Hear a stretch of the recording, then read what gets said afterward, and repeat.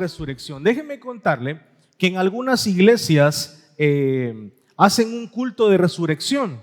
Quiere decir que el día de hoy en algunas iglesias, la iglesia donde yo perseveraba antes acostumbra a hacer un culto de resurrección, ¿verdad? Quiere decir que el día de hoy los hermanos madrugaron y a las 5 de la mañana estaban en la iglesia haciendo un culto de resurrección, ¿verdad?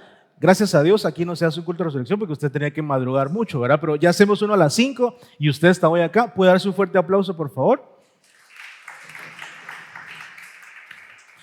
Yo quisiera hacerle una pregunta y quisiera que me contestaran con honestidad. ¿A quiénes les gusta la Semana Santa? Levanten la mano. ¿Les gusta? Sí les gusta. Qué bueno. La pregunta siguiente es, ¿por qué les gusta la Semana Santa?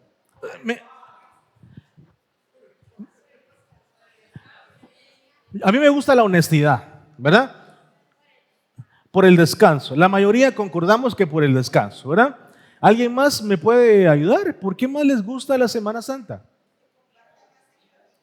Porque se juntan las familias, porque hay, ¿verdad? Hay panito, hay garbanzo, hay curtido, hay... ¿Qué más hay? Pepián, hay dulces, pizza también, de todo hay, de todo. Qué bueno, ¿verdad? Ahora, yo hago estas preguntas no por nada malo, sino al contrario, yo creo que es bueno, ¿verdad? Que podamos tener un tiempo para poder juntarnos como familia. En esta fecha o en esta semana es tal vez una de las 2 ocasiones en el año en que las familias se pueden juntar de forma completa, porque por los quehaceres, trabajo, estudio tal vez, etcétera, las familias no pueden juntarse como tales. Algunas están en la capital, otras están en Quetzaltenango, otras en Mazate, otras fuera de Guatemala y no podemos juntarnos. Entonces este periodo de descanso le sirve a las familias, como ustedes bien decían, número 1, para descansar, ¿verdad? ¿A quién le gusta descansar? ¿Verdad? ¿Es rico descansar? Amén. Para que las familias se junten, ¿verdad? La familia viene, se junta en un lugar, comparten, perfecto. Para comer, maravilloso. Pero yo quiero hago esta pregunta porque mi idea realmente con esto es llegar a un punto donde podamos nosotros reflexionar sobre la Semana Santa. Se le dice Semana Santa, Semana Mayor, ¿verdad? Y el día de hoy, pues se termina la Semana Santa, ¿verdad? Las personas que tienen un horario administrativo, digamos así, ya mañana a las 7, 8 de la mañana están de nuevo trabajando para 3, 4 de la tarde y las personas que trabajan ya empiezan otra vez mañana. Y qué ricos estos días para poder descansar. La tradición nos dice que la Semana Mayor es un tiempo para reflexionar. Pregunto, ¿cuántos reflexionaron? No es necesario que levante la mano. Solo voy a hacer un par de preguntas para que usted pueda pensar. Esta semana dice la tradición que es una semana para reflexionar en la muerte de Jesús, que básicamente es el motivo por el cual nos reunimos o nos juntamos o festejamos la Semana Mayor. Pregunto de nuevo, no levante la mano si no quiere. ¿Quiénes reflexionaron?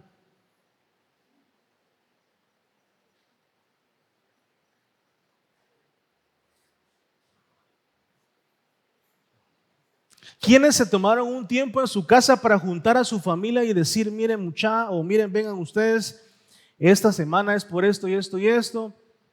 Ya hemos sido enseñados que no tenemos que venir a la iglesia para poder propiciar una santa cena, ¿se recuerdan ustedes? En su casa usted la puede hacer. ¿Cuántos propiciamos un ambiente reflexivo esta semana? Yo me atrevería a decir, sin malinterpretaciones, que tal vez nadie de nosotros, o muy pocos, el 5%, si no es que menos, de nosotros reflexionó esta semana. A la mayoría de personas esta semana se les va el tiempo o invierten su tiempo en viajar, que no está mal viajar, en comer, que no está mal comer, en tradiciones, que no está mal celebrar tradiciones, ¿verdad? la religión católica, por ejemplo, esta semana es de mucha algarabía en la religión católica. Desde 40 días atrás, antes de esta semana, todos los viernes vienen tapando el tráfico, ¿verdad? Porque hacen procesiones, el color morado está en las puertas de las casas, y con esto no estoy pues diciendo nada en contra de ellos. Es la forma en la que ellos festejan su tradición de iglesia. Y para esta semana hacen muchas cosas, ¿verdad? Uno se puede dar cuenta, sale a la calle, hay alfombras, hay color morado por todas partes, hay personas vestidas, ¿verdad? De hecho, el miércoles de esta semana, ¿qué es lo que sucede? ¿Quiénes salen a las calles? ¿Quiénes? Los Judas. ¿Y quiénes van con los Judas? Los judíos, ¿sí? Yo cuando era chiquito me daban miedo los judíos. Yo me entraba a la casa, ¿verdad? Porque no sé, sentía que me daba como miedo. Ya después ya sabe uno cómo es la cosa, ya no da miedo. Pero el día miércoles salen unas personas vestidas, ya no sabe uno si es tradición o Halloween, no sabe uno qué está pasando, ¿verdad? Y salen vestidas y según ellos forma parte de la tradición. Mi pregunta es, ¿será que la forma en la que la sociedad festeja la Semana Mayor, la semana en la que reflexionamos sobre la muerte de Jesús, es la adecuada para festejarlo? No estoy diciendo que la quitemos, no estoy diciendo que no descansemos, no estoy diciendo que no comamos, estoy diciendo que tal vez la forma de festejar esa semana que debería ser de reflexión no es la más adecuada. Y eso que estamos hablando de tal vez el mayor sacrificio que alguien ha hecho en la historia de la humanidad, ¿verdad? Porque, por ejemplo, solo por poner un ejemplo, en la historia se dice antes de Cristo y después de Cristo. No dicen antes de Mahoma, antes de Buda, antes de cualquiera, ni después de Mahoma, ni después. Dicen antes de Cristo, después de Cristo. Cristo fue el parteaguas, el catalizador, el centro desde donde empieza la historia del nuevo nacimiento de la iglesia y de la salvación del mundo. ¡Qué bueno! Pero creo que las personas en la sociedad, hablo de Retauleu, hablo de todos los 22 departamentos de Guatemala como país y de muchos países en el mundo, tal vez, ha tergiversado un poco la razón por la cual celebramos. Paréntesis, ¿me estoy explicando? ¿Sí? ¿Sí estamos de acuerdo? Ahora, esta semana debería de ser de reflexión, repito, deberíamos de pensar que realmente el sacrificio de Jesús es lo mejor que nos pudo haber pasado, porque usted y yo estábamos condenados a irnos a un lugar al que no nos gusta, al que a nadie le gustaría irse. En Retauleu estábamos no sé a cuántos grados centígrados y era un calor terrible. En el infierno va a ser más y allá no hay ventiladores, ¿verdad que no? Es fuerte. Y entonces Jesús vino, nace, crece, nos salva, muere, resucita y ahora le estamos esperando. Pero nuestro nombre está en el libro de la vida, ya somos salvos. Si Jesús viniera en este momento, todos nos vamos para el cielo. ¿Amén? Ahora, yo quisiera esta tarde leer la parte de la Biblia donde está la historia del momento en el que el Señor básicamente resucita. ¿Puede acompañarme usted al libro de Juan capítulo 20, por favor? Vamos a leer el libro de San Juan capítulo 20.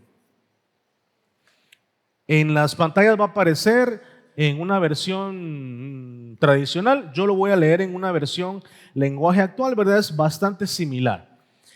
San Juan capítulo 20 dice: el domingo muy temprano, cuando todavía estaba oscuro, María Magdalena fue a la tumba donde habían puesto a Jesús.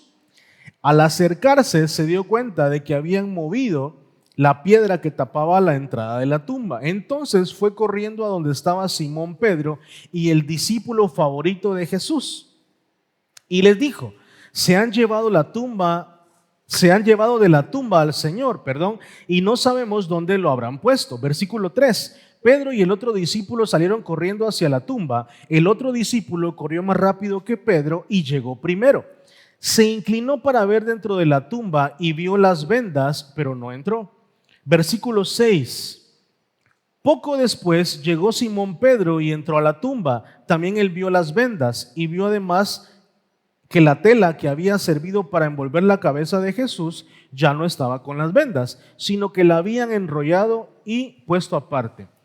Luego el otro discípulo entró en la tumba. Cuando vio lo que había pasado, creyó. Antes de eso, los discípulos no habían entendido lo que dice la Biblia acerca de que Jesús tenía que resucitar. Entonces Pedro y el otro discípulo regresaron a sus casas. Versículo 11. María se quedó afuera de la tumba llorando. Mientras lloraba, se inclinó para ver dentro de la tumba y vio a 2 ángeles vestidos de blanco. Estaban sentados, uno donde había estado la cabeza de Jesús y el otro donde habían estado sus pies. Los ángeles le preguntaron: mujer, ¿por qué estás llorando? Ella les respondió: porque alguien se ha llevado el cuerpo de mi Señor y no sé dónde lo habrá puesto. Apenas dijo esto, volvió la cara y vio a Jesús allí, pero no sabía que era él. Jesús le dijo: mujer, ¿por qué lloras? ¿A quién buscas? María pensó que estaba hablando con el que cuidaba el jardín donde estaba la tumba, por eso le dijo: Señor, si usted se ha llevado el cuerpo que estaba en la tumba, dígame dónde lo puso y yo iré a buscarlo. Jesús le dijo: María. Ella se volvió y le dijo: Maestro. Y entonces Jesús le dice: no me detengas, pues todavía no he ido a reunirme con mi Padre, pero ve y dile a mis discípulos que voy a reunirme con Él, pues también es Padre de ustedes. Él es mi Dios y también es Dios de ustedes. María Magdalena fue y les dijo a los discípulos que había visto al Señor y les contó todo lo que Él había dicho. En esta tarde yo quiero enfocarme en 2 verbos que menciona el versículo o los versículos que leímos. El primer verbo es creer y el segundo verbo se relaciona con hablar.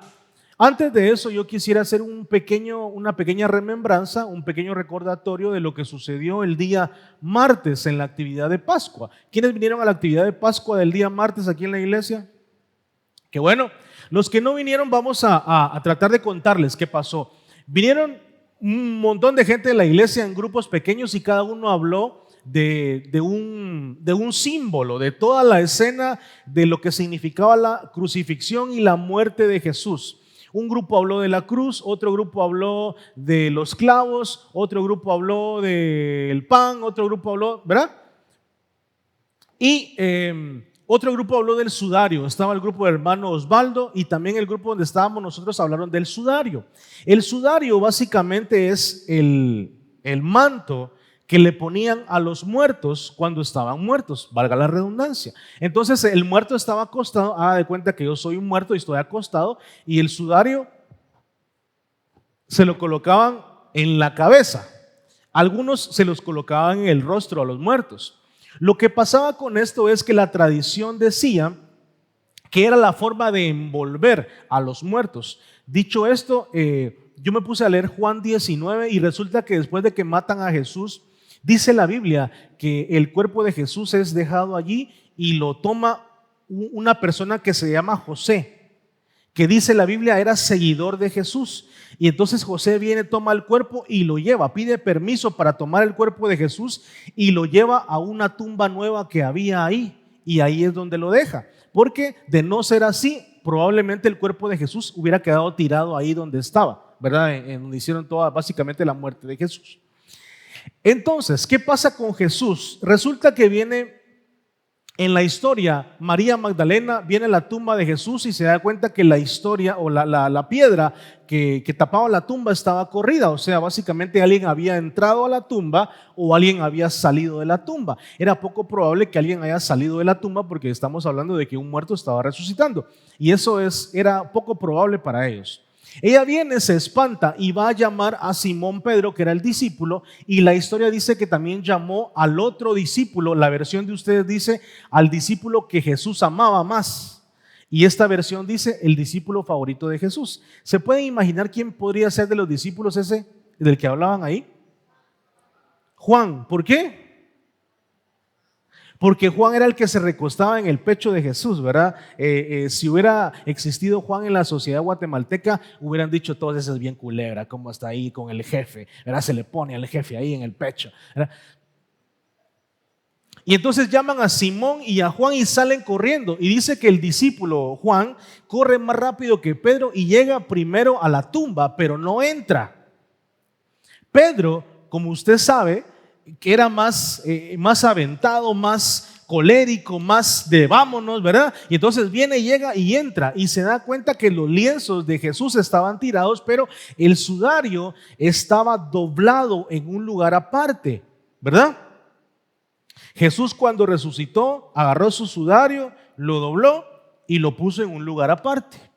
La tradición judía o la tradición antigua dice que esta acción que hizo Jesús proviene de una interacción que hay entre amos y siervos. Por ejemplo, yo soy el amo de una casa, el dueño, el patrón, el dueño de la casa, y tengo un siervo, alguien que me sirve. Entonces viene el siervo y me prepara la comida. El siervo tiene que ver la forma de que la comida esté lo mejor preparada posible, ¿verdad? Y en la mesa del patrón del amo ponen un sudario a la par de la comida. Entonces viene el patrón y empieza a comer. Y pueden suceder dos cosas. Número uno, si el patrón viene, agarra el sudario, se limpia la boca, se limpia los dedos, básicamente, ¿verdad? Se limpia. Y deja el sudario y lo deja todo desordenado, ¿verdad?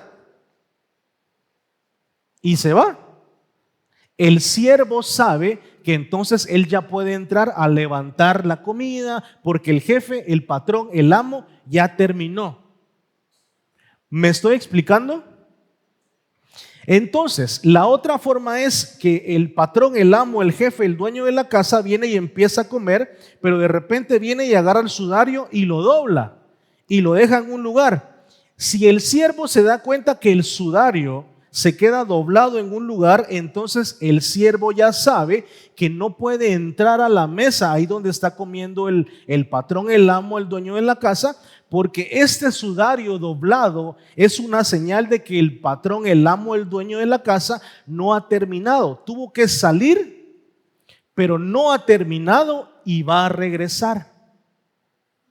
Entonces, cuando Jesús viene y en su tumba agarra el sudario que tenía en la frente, en la cabeza, en el rostro, y lo dobla y lo pone en un lugar aparte, los historiadores dicen, bueno, yo escuché muchas historias cuando era adolescente de esto y me decían, hay que ser ordenado porque Jesús dejó ordenado su manto. Sí, o sea, no estoy diciendo que no, pero el verdadero significado de esto es que Jesús dejó su sudario doblado porque Jesús estaba diciendo, me voy a ir, pero voy a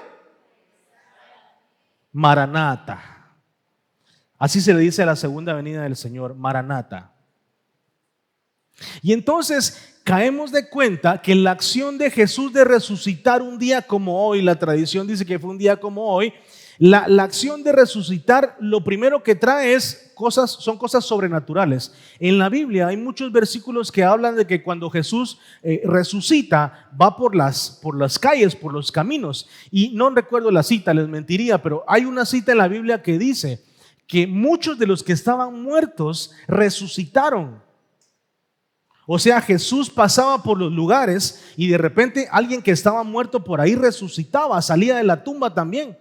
Imagínense si fuera nuestro caso, usted fue a poner al cementerio a su familiar que se murió y Jesús resucita y Jesús pasa cerca del cementerio y de repente su familiar sale de la tumba y le va a tocar la puerta y le va a hablar. Desde el momento en el que Jesús viene y resucita, empiezan a pasar cosas sobrenaturales. Pero la historia de esto, el centro de esto es que Jesús resucita para darnos salvación, obviamente, pero el sudario se queda doblado como una señal de que Jesús se fue, pero que regresa. Y yo ya terminé. La pregunta de esto es, ¿qué tanto estamos haciendo nosotros que valga la pena y que sea funcional la muerte de Jesús?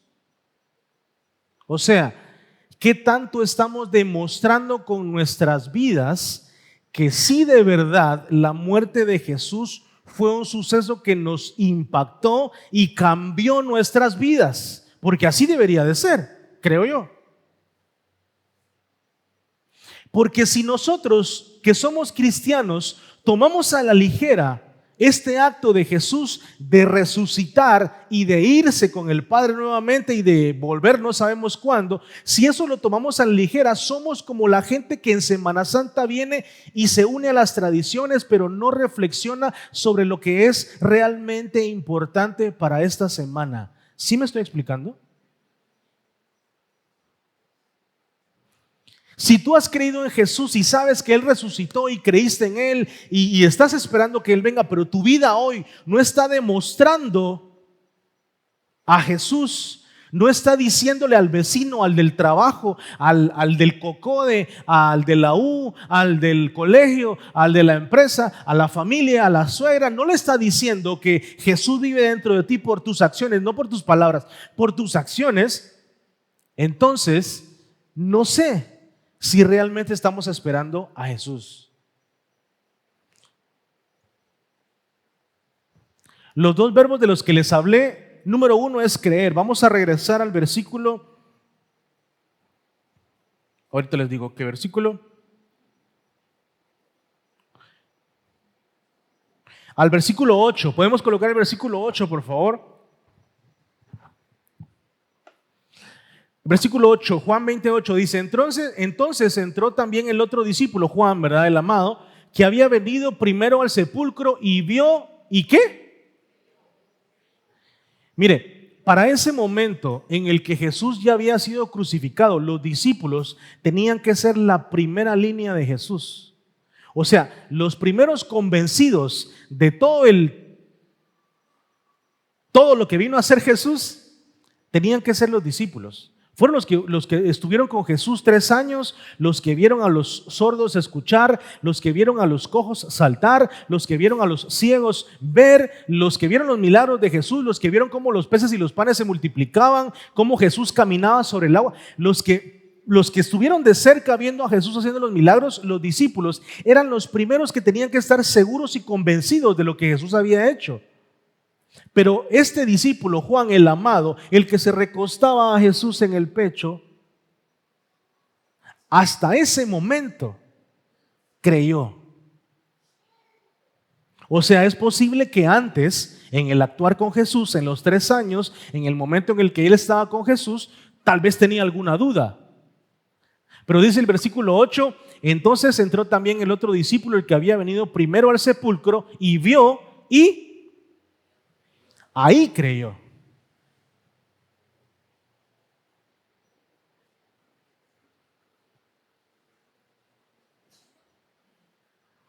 Verbo número 1, creyó. Pregunto, ¿tú crees en Jesús? ¿Sí? Pregunto, ¿cómo sé yo que alguien cree en Jesús? O sea, yo voy para Mazate y me voy a Mazate, a cualquier zona de Mazatenango, y quiero saber quiénes creen en Jesús. ¿Cómo podría yo saber quiénes creen ahí en Jesús? ¿Alguien me puede ayudar? Preguntando, ¿qué más?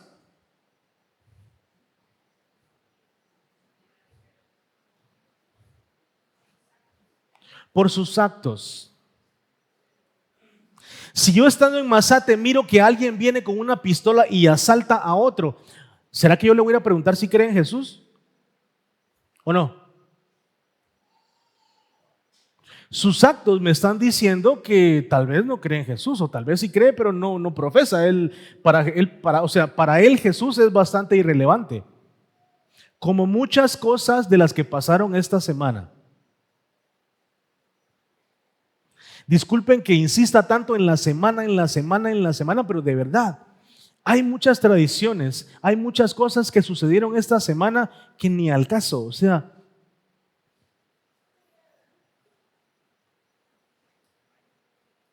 no estoy diciendo la iglesia, estoy diciendo la tradición como sociedad.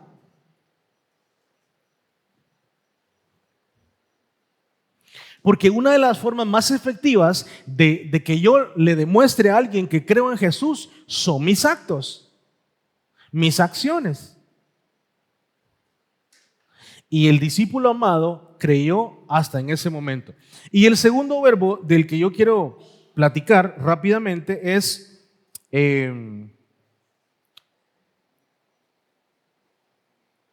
está en el versículo 17, por favor. Podemos colocar San Juan 20, 17. Jesús le dijo: no me toques, porque aún no he subido a mi Padre, mas ve a mis hermanos y diles: subo a mi Padre y a vuestro Padre, a mi Dios y a vuestro Dios. Diles es sinónimo de hablar, háblales. Entonces, el primer verbo es creer y el segundo es hablar. Todos los que estamos aquí, creería yo, ya creemos en Jesús, ¿sí? La siguiente acción que nos toca entonces hacer es hablar. En esta versión de la Biblia, el lenguaje actual, el versículo 18 dice: María Magdalena fue y les dijo a los discípulos que había visto al Señor y les contó todo lo que él había dicho. Hermano, yo no puedo hablar de Jesús, me da miedo, no sé qué voy a decir de Jesús, yo no sé versículos de la Biblia. Entonces cuéntale a la gente lo que Jesús hizo por ti y ya.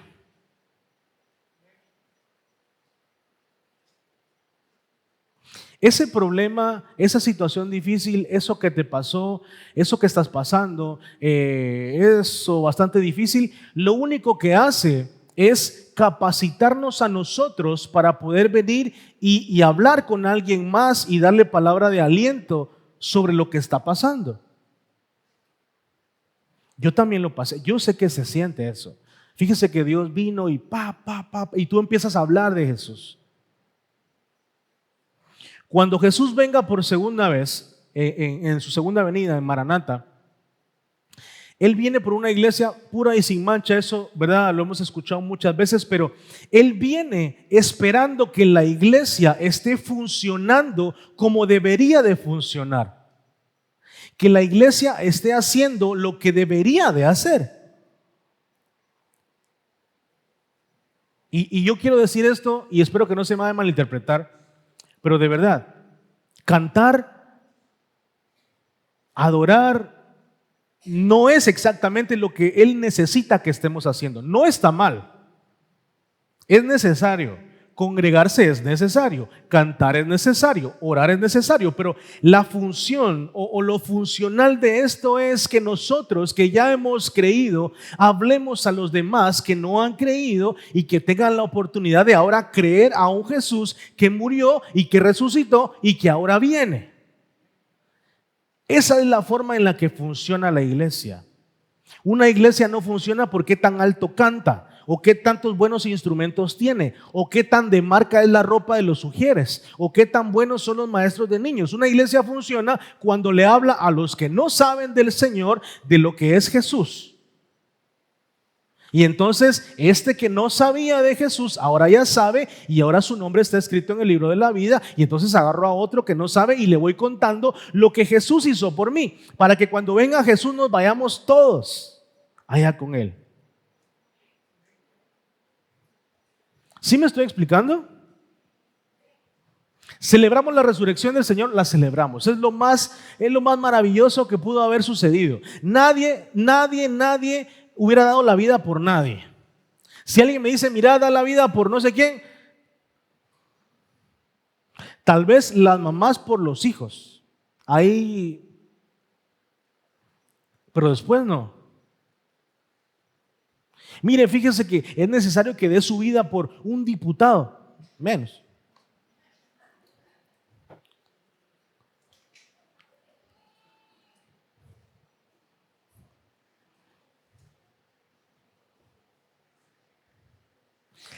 La verdadera función o la funcionalidad de la iglesia es que todos los que creemos en Jesús, verbo número 1, deberíamos de estar hablando de Jesús, verbo número 2. Porque cuando Jesús viene y resucita y María lo ve y sucede lo que sucede con los discípulos, ¿verdad? Que el amado creyó. Luego de eso viene y Jesús se le aparece a María y María le dice, maestro, y Jesús le dice, no me toques, tranquila, todavía no. Me toca hacer algunas cosas y de ahí voy al Padre, pero necesito que le digas a los demás, que hables, que les digas. Y esa es la función que la iglesia debería de estar haciendo. No estoy diciendo que no se hagan congresos, no estoy diciendo que no se hagan conciertos, háganlos. Pero si una iglesia hace conciertos, pero no evangeliza, una iglesia hace congresos, pero no evangeliza, una iglesia hace campamentos, pero no evangeliza. Hermanos, si para cantar, cuando vayamos al cielo, solo a cantar vamos a ir.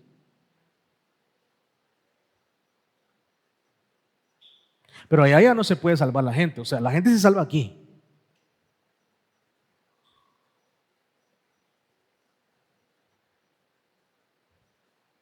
María habla con Jesús y Jesús le dice, diles.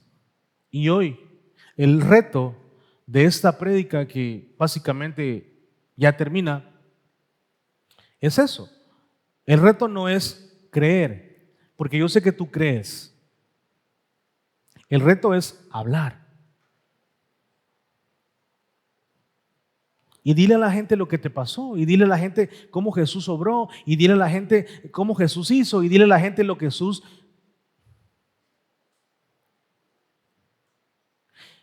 A veces no nos damos cuenta, pero la gente allá afuera está muy necesitada de Jesús. Pareciera que no, pero la gente está muy necesitada de Jesús. ¿Y quieres que te diga algo? Yo no creo que vayan a venir ángeles blancos con alas grandes a hablarles a esas personas. Eso te toca a ti y me toca a mí.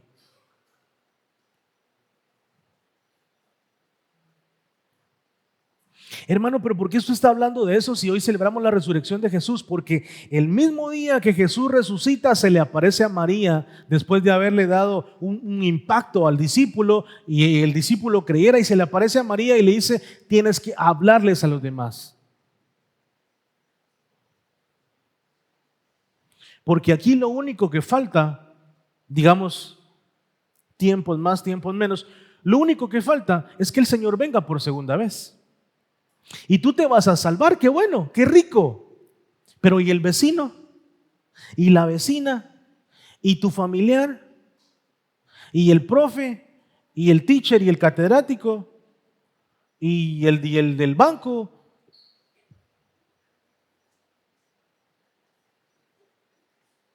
Las estadísticas dicen que en Guatemala somos 40% de evangélicos protestantes. Quiere decir, de 10, 4 somos cristianos.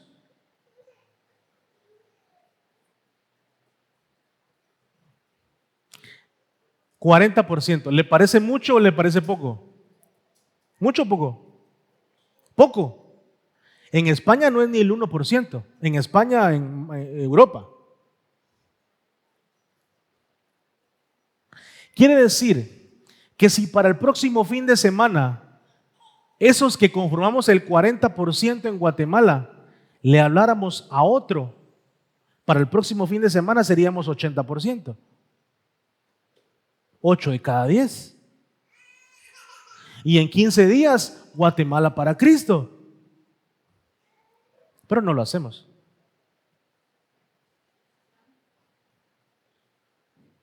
$40 de cristianos en un país es muchísimo. Y lo más increíble de esto es que 40% de los cristianos en un país no pueden marcar la diferencia, porque Guatemala es el tercer peor país en Latinoamérica en corrupción, en pobreza y en desnutrición. ¿Dónde está el impacto de los cristianos?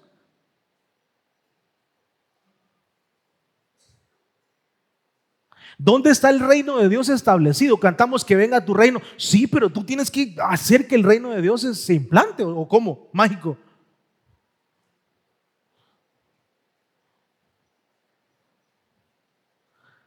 $40% de cristianos no pueden sacar a Guatemala del tercer peor lugar en desnutrición, corrupción, analfabetismo, etc. Para tener 40% de cristianos, deberíamos de ser potencia de Latinoamérica.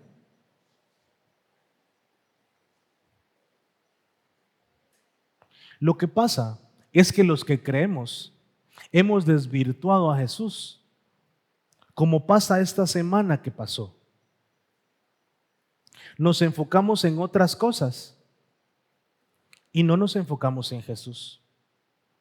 Yo no estoy diciendo, repito, no sé cuántas veces voy a repetir esto. Yo no estoy diciendo, iglesia, que no comas, que no viajes, que no hagas. No. Pero que esa comida, esos viajes, eso que haces, no desvirtúe el propósito principal de este tiempo, que es Jesús.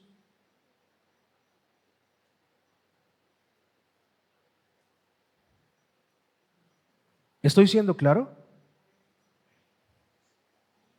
Qué rico la Semana Santa, todos esperamos la Semana Santa. Yo escuché a alguien hoy decir, la Semana Santa del 2025 cae del 13 al 19 de abril. Ya están pensando en la Semana Santa de 2025, ¿sí o no? Así nos dijeron hoy. La gente espera la Semana Santa porque es cuando descansan. ¡Qué bueno! O sea, no estoy diciendo que no descanse, descanse. Necesita descansar. Si no descansa, se va a quemar, se va a torcer. Pero que el descanso, que la comida, que la familia, que la vida, que los viajes que no son malos, por favor, no desvirtúen el centro de lo que es la iglesia y de lo que debería de ser la celebración de este tiempo y la celebración de Jesús. ¿Estamos de acuerdo? ¿Puede ponerse de pie, por favor?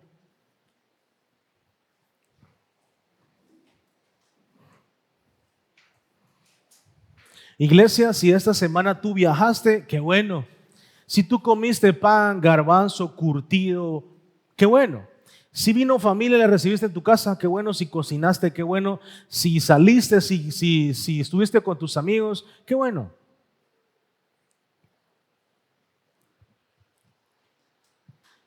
Pero la prioridad de este tiempo debería de ser Jesús. Y más que Jesús, debería de ser que yo como persona que ya he creído en Jesús pueda hablarle a alguien más de Jesús.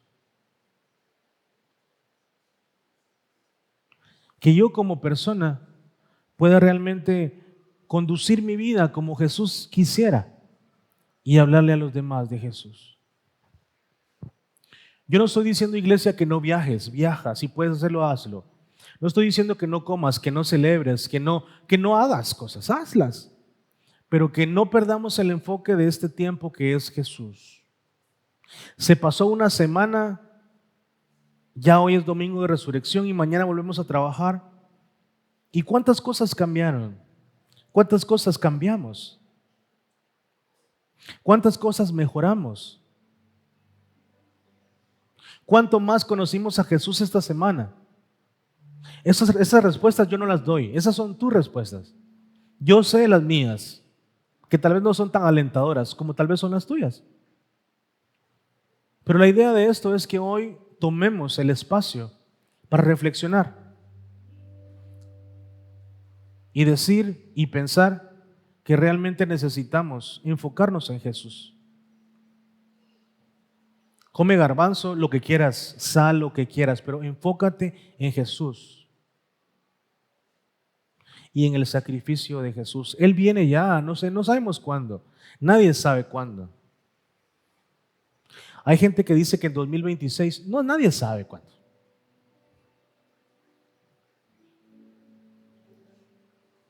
Lo que sí es cierto es que Él está esperando que nosotros seamos esa novia que se cambia, que se arregla, que espera y que actúa y que funciona y que le habla a los demás de Jesús. Cierra tus ojos, por favor. Padre, en el nombre de Jesús, esta noche estamos delante de ti con alegría porque hoy celebramos un domingo de resurrección. Un día como hoy, hace muchos años, tú dejaste la tumba, resucitaste. Un día como hoy, de hace muchos años, tú venciste a la muerte, bajaste a los infiernos a predicar, subiste con el Padre y ahora estás a la diestra del Padre Celestial. Y estás esperando el momento en el que el mismo Padre Celestial diga que es el tiempo para venir por segunda vez a este lugar. Te esperamos, Jesús, como una novia que espera al novio. Y perdónanos, por favor, por los pecados, por las cosas malas que hacemos, porque a veces no te buscamos, porque a veces no somos esa novia que tú estás esperando. Pero te pedimos que por medio de tu Espíritu Santo tú puedas colocar en nosotros el sentir, el espíritu correcto para poder ataviarnos, para poder cambiarnos, para poder colocarnos de una forma adecuada, esperando al novio que eres tú.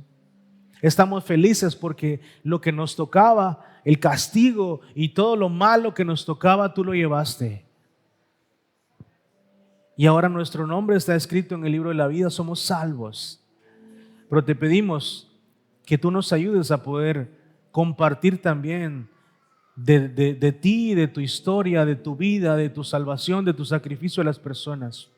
Y que mucha gente pueda venir a este camino tan maravilloso, que no es fácil tal vez, pero que es el mejor camino que podemos tomar. Hoy terminamos este tiempo reconociendo que tú moriste por nosotros y agradeciendo eso. Pero más que eso, reconociendo que la victoria es tuya y que ahora estás esperando solamente el momento adecuado para venir por segunda vez y llevarnos a la gloria eterna, a la eternidad, a cantar juntamente con los ancianos y decir: Santo, Santo, Santo. Gracias por este tiempo. Gracias por todo. En el nombre de Jesús. Amén. Y amén. Dale aplauso a Jesús, por favor.